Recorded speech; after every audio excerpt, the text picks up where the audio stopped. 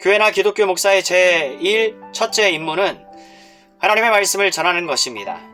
이 점은 내가 말하고자 하는 요지가 될 것입니다. 나는 이 진술을 구체적으로 입증해야 합니다. 참된 말씀 전파의 부흥은 언제나 교회 역사상 위대한 부흥 운동을 가져왔습니다. 물론 종교개혁과 부흥이 일어날 때 그들은 언제나 위대하고 주목할 만한 교회 역사 이래 가장 위대한 말씀 전파 시대로 돌입했던 것입니다. 사도행전에 기록된 대로 그것은 초대교회에서 진리였던 것처럼 이것은 프로테스탄트 종교개혁 이후에도 여전히 진리입니다. 루터, 칼빈, 낙스, 라티머, 리들리 등 모든 이들은 위대한 말씀 증거자였습니다.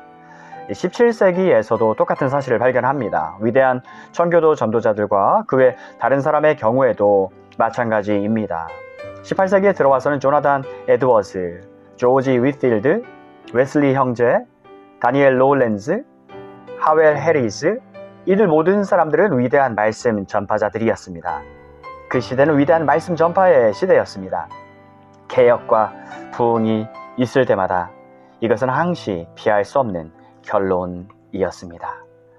사랑하는 여러분, 그러므로 말씀 전하는 일이 교회의 제1차적 임무라는 진술에 대한 해명과 정당성은 이처럼 성경의 증거와 나의 진술을 지지해 줍니다.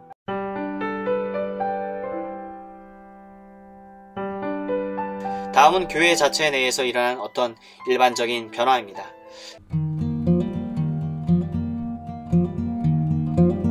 이제까지 나는 교회를 믿으며 출석하는 사람들에 관해 말해왔던 것입니다. 그들 사이에서 설교의 위치와 지위에 대한 이런 변화가 있었습니다. 종종 그것은 순수하게 외형적인 방식으로 표현되었습니다. 나는 우리나라 영국에 지어진 새 예배당 거의가 중앙에 설교단을 가지고 있지 않고 한쪽으로 밀려났음을 주목합니다. 그전에는 설교단이 주로 중앙에 왔었습니다. 그러나 이제는 그렇지가 않습니다. 여러분은 지금 모든 예배당을 거의 장악하는 강단 대신 제단에 맞먹는 무엇을 보고 있지 않습니까? 이 모든 것은 매우 의미심장한 것입니다. 그러나 이제 우리들은 아직 교회를 믿고 있는 사람들 사이에서 그런 식으로 일어난 일로부터 눈을 떼고 교회 자체가 장애물이 되며 참으로 복음을 선전하려 한다면 교회를 폐지해야 한다고 말해 다소 억측을 부리는 사람들에게 시선을 집중시키기로 합시다.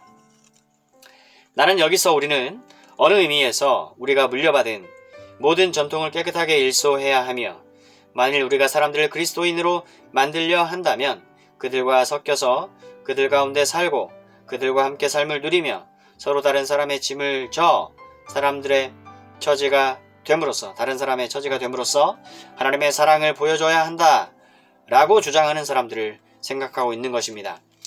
나는 설교자들까지도 이런 소리를 하는 것을 들은 적이 있습니다. 그들은 교회 출석률이 낮아지고 있는 현실 앞에 직면해 있는 것입니다. 특별히 영국의 경우에도 그렇습니다. 그들은 이것이 놀랄만한 일이 아니라고 말하면서 설교자가 성경과 기독교 교리를 설교하는 한 그와 다른 어떤 결과가 오리라 기대할 자격이 없다는 것입니다. 그들은 주장합니다. 사람들은 그런 일에는 흥미를 잃었고 정치적인 문제와 사회 상황, 세계 도처에서 사람들이 고통을 당하는 여러 가지 부조리, 전쟁과 평화에 관심이 있다. 그러므로 만일 기독교적인 방향에서 사람들에게 영향을 끼치고 싶거든 정치, 사회 문제를 말로만이 아니라 실제로 정치, 사회적인 면에서 활동적인 역할을 해야 한다.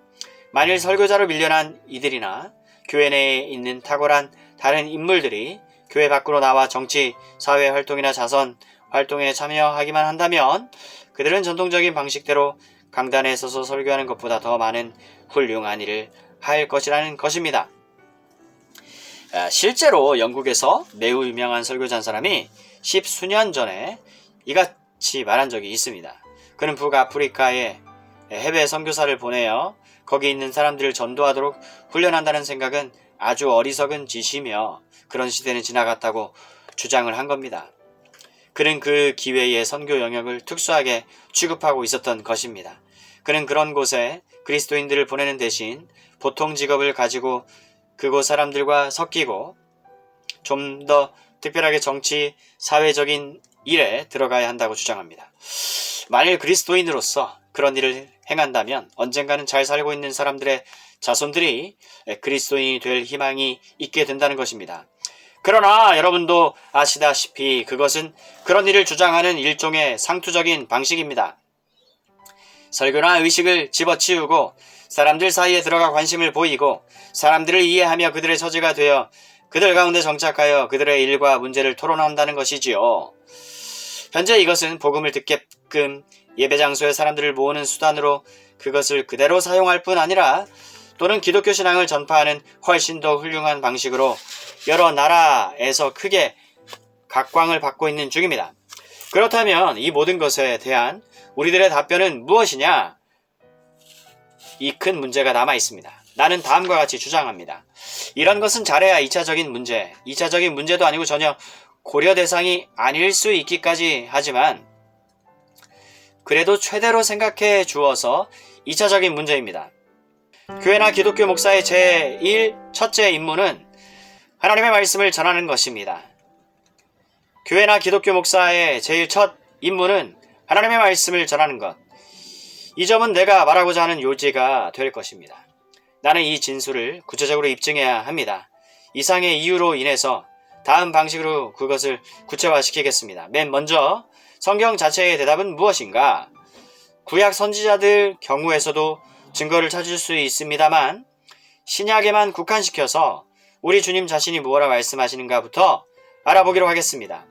분명히 주님의 목회 사역에서 다음의 두 방면을 주목해 보는 것 이상 흥미로운 것은 없습니다. 우리 주님은 이적을 행하셨습니다.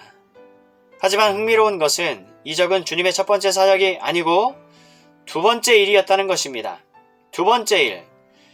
여러분도 알겠지만 요한은 언제고 이적을 표적, 사인즈으로 표현했습니다. 사실 그 표현 그대로 이적은 하나의 표적입니다. 그러면 주님의 제1의 목적은 무엇이었습니까? 주님께서 하신 말씀 자체가 그 질문에 답을 주고 있습니다.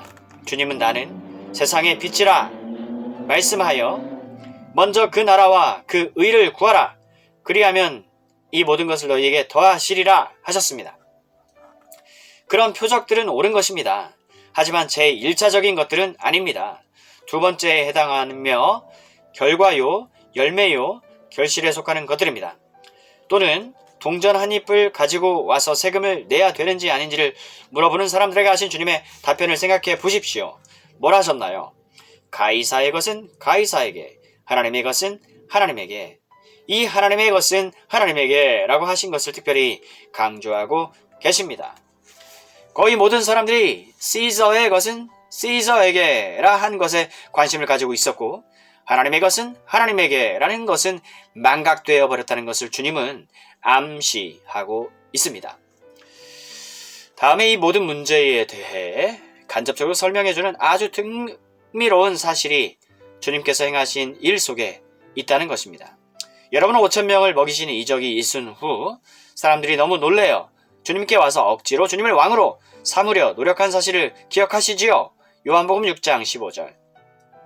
그들은 이제 이 사람이야말로 우리가 원하던 사람이다. 그는 실제적인 문제, 즉 배고픔, 양식의 궁핍을 해결해주고 있다. 이 사람만이 왕이 되기에 합당하다. 그는 권능을 가졌고 왕이 될 수가 있다. 이렇게 느꼈던 것입니다. 하지만 우리가 보는 바로는 주님은 그들을 피해 떠나셨다고 했습니다. 즉 주님께서 혼자 산으로 떠나셨던 것입니다. 주님은 그 일을 하나의 시험으로 간주하고 간접적으로 자신을 넘어뜨리려는 것으로 생각하셨습니다. 그것은 누가복음 4장에서 읽을 수 있는 광야의 시험과 엄격한 의미에서 같은 것이었습니다. 마귀는 주님에게 이 세상 나라를 주면서 어찌하려고 하지 않았습니까? 주님은 이것을 특별히 단호하게 물리치셨습니다. 이런 것들은 제2의 문제이지 제1의 목적이나 임무가 아닙니다. 누가복음 12장 14절에 나오는 또 다른 아주 흥미로운 예를 생각해 봅시다. 거기서 우리는 주님께서 전도와 가르침을 위해 제자들을 보내시면서 하신 말씀을 읽게 됩니다. 주님은 그들에게 하나님과 그들의 관계와 대적하는 무리들을 어떻게 대처할까에 대해 말씀하시고 계셨습니다. 그가 잠깐 동안 말씀을 멈추시는가 했더니 한 사람이 갑자기 불쑥 한마디 하기를 내 형에게 말하여 나와 재산을 나누게 하소서라고 말했습니다. 우리 주님께서는 이 요구에 대한 답변 속에서 언뜻 이 전체 문제에 대한 하나의 커다란 해결점을 비추어 주셨습니다. 주님은 그 사람에게 돌아서서 누가 나를 너희의 재판관으로나 재산 나누는 자로 세웠느냐? 고 말씀하셨습니다. 다시 말해 그런 일을 하시기 위해 세상에 오시지 않았음을 이 말씀으로 명확히 하셨던 것입니다. 이런 일을 할 필요가 없다는 뜻은 아닙니다. 공정과 의로 그것을 해야 함은 중요합니다. 하지만 이런 일을 위해서 오신 것은 아닌 것입니다. 사실 주님은 이렇게 말씀하시는 셈입니다. 나는 그와 같은 일을 하기 위해 하늘을 떠나서 땅에 온 것이 아니다. 그런 일은 내 제1의 임무는 아니다. 그래서 주님은 그를 꾸짖으셨습니다. 정말 우리들은 여러 번 주님께서 몇몇 놀랄만한 이적을 행하셨을 때마다 사람들이 그를 붙잡고 더 많은 일을 행하실 것을 기대하였던 것을 압니다. 주님은 그때마다 일부러 그들을 피해 다른 곳으로 가셔서 전도하기와 가르치기를 계속하셨던 것입니다. 주님은 세상의 빛이십니다. 이것이 제1 되는 일입니다. 나는 길이요 나는 진리요 나는 생명이니 나로 말미암지 않고는 아버지께로 올 자가 없느니라. 이외의 모든 것들은 부차적인 것입니다. 그리고 우리의 주님께서 제자들을 파송할 때 그들에게 가르치고 귀신을 쫓아내라 하셨습니다. 가르치는 일이 첫 번째 일입니다. 그리고 그는 제자들에게 그리스도인은 세상의 빛이다 라는 것을 상기시켜 주셨습니다. 주님이 세상의 빛이기 때문에 그리스도인이 이 세상의 빛인 것입니다. 산 위에 있는 동리가 숨기우지 못할 것이요. 복음서에서나 우리 주님의 생애와 목회 사역에서 전도와 가르침의 우위성에 대한 이 같은 명백한 지시를 보게 됩니다. 신약성경 다른 부분에 나오는 대로 부활하신 후에도 여러분들은 똑같은 것을 보게 됩니다. 우리 주님은 택한 자들에게 말씀하시기를 맨 먼저 내 증인이 될 것을 말씀하셨던 것입니다. 이 점은 그들에게 있어 제일 위대한 임무입니다. 주님은 그들에게 다른 권능을 주려 하셨지만 그들의 주요 임무는 역시 주님의 증인이 되는 것입니다. 그러므로 그들이 오순절 날에 성령이 충만해지자 즉시 설교하기 시작했다는 것을, 복음 전도하기 시작했다는 것을 관찰하는 것은 매우 의미 있는 일이죠. 베드로는 제자들 가운데서 일어나 예루살렘에 있는 사람들에게 진리를 파헤쳐 설명해 주며 설교했습니다. 그런 변화를 가져온 이 현상은 무엇입니까? 이 질문은 설교함으로써만 해답을 얻을 수 있습니다. 그러므로 여러분은 사도행전 2장 후반부에 기록된 설교를 보게 되십니다. 그 다음에 사도행전 3장에 넘어가면 다시 같은 것을 발견하게 돼요. 베드로와 요한은 성전 미문에 앉아 있는 사람을 낫게 했습니다. 그리고 흥분과 흥미를 자아냈습니다.